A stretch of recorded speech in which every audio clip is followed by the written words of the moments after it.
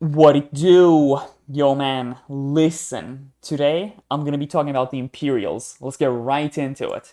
But before I do so, just as a quick disclaimer, I am not coming back to Tacticus. I'm not gonna be making Tacticus content.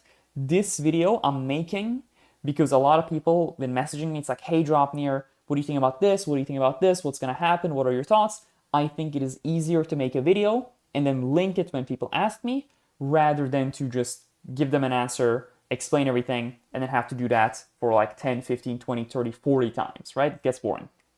Without further ado, let's get right into it. As you know, the Imperial badge situation is something in Tacticus. I made a video about it a while back where it's like, hey, there are so many Imperial characters, we need a lot of Imperial badges, I wish Snowprint helped us about this, or there was conversion, or something. Now, since then, a lot of things have happened. I stopped making tactics content, whatever, that's not the point. But if you look at Nandi's channel, which I think is a very good tool to see archived information, right? Like it's a timeline of what happens in Tacticus because he's so up to date and he makes factual content.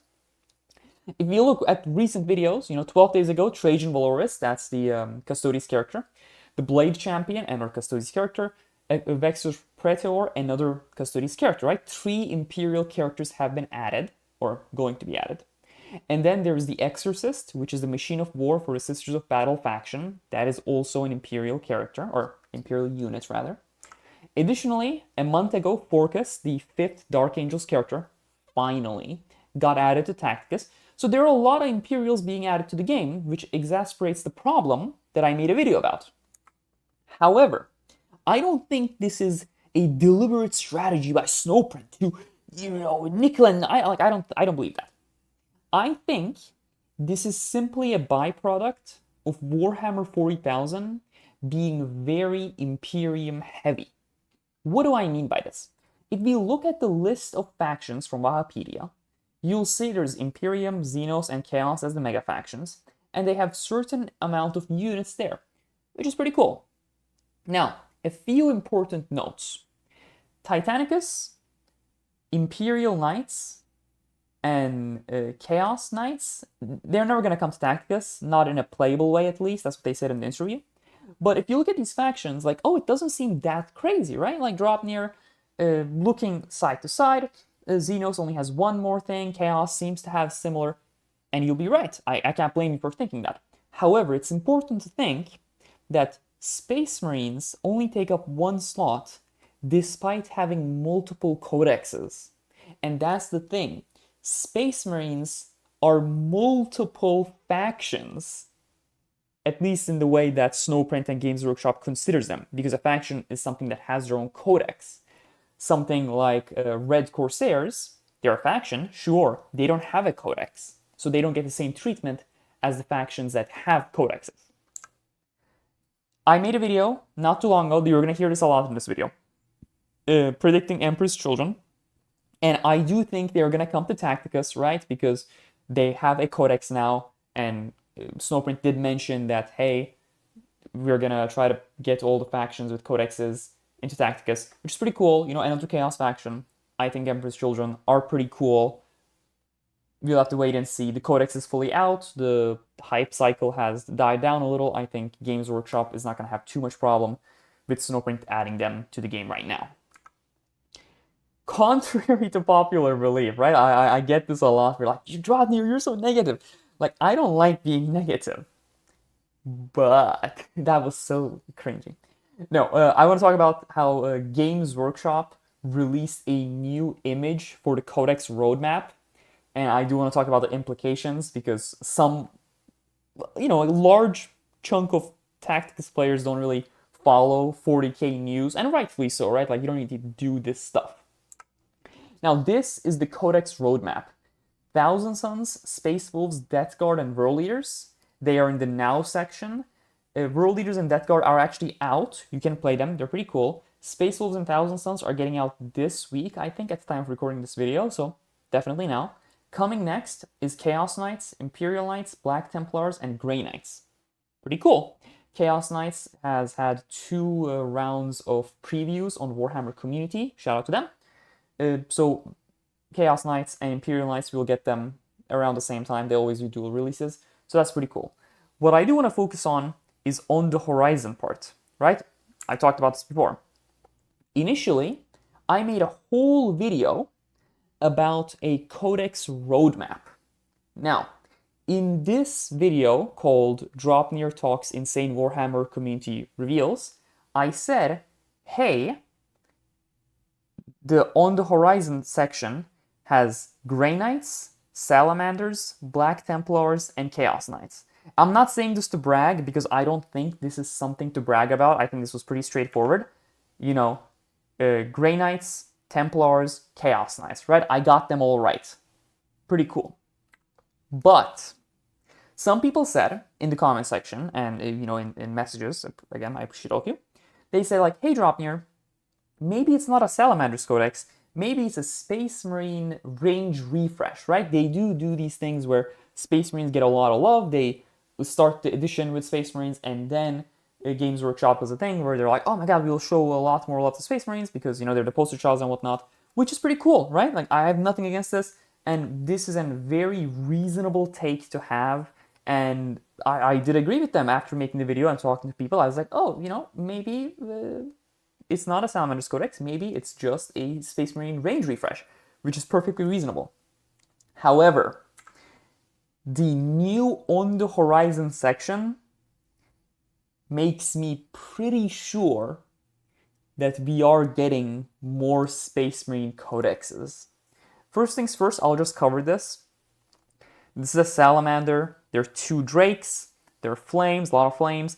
And then this is a dragon pelt, dragon skin pelt, right? It's here.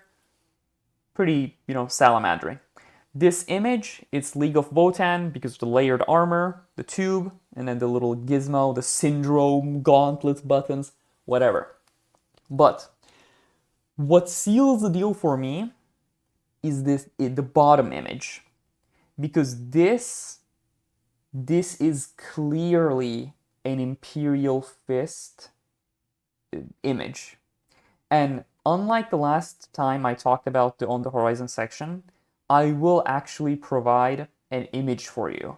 I found the exact model. Well, it's like, this isn't a model, this is an artwork, but this is pretty much it. So let's look at it, right? Pretty straightforward.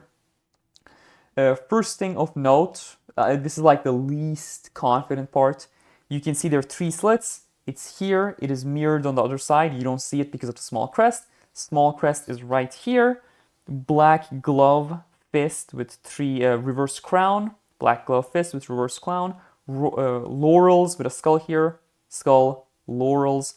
Additionally, pauldron of a different color with white coming, right? Different color. Light coming. Some cloth. Cloth is going over here.